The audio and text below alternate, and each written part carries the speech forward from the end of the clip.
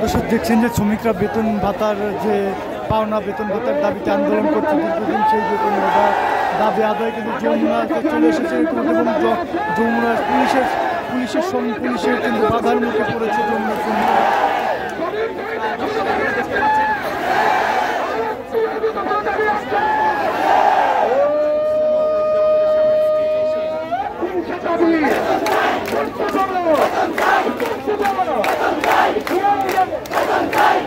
আমরা সবাই বসে যাই, আগে যারা চারপাশে আছেন কেউ দাঁড়া থাকবো না, বসে যাই, আমরা বসে যাব।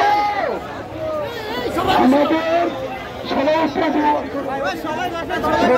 নৈতিকতা লক্ষ্য করি, আমরা আমাদের পদে এখান থেকে এখান থেকে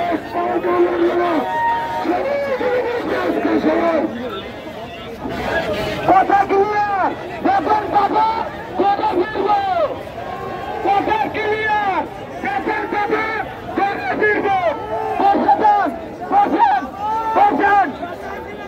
সবাইকে আবারও বিনীতভাবে অনুরোধ করা যাইতেছে, আমরা যে সকল শ্রমিক ভাই ও বোনেরা আছি, আমরা সবাই আজকে রাজপথে বসবো।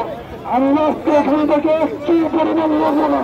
আমাদের দাবি যে পর্যন্ত এখান থেকে আদায় না হবে সেই পর্যন্ত আমরা একটি পরিমাণ করতে পারবো না।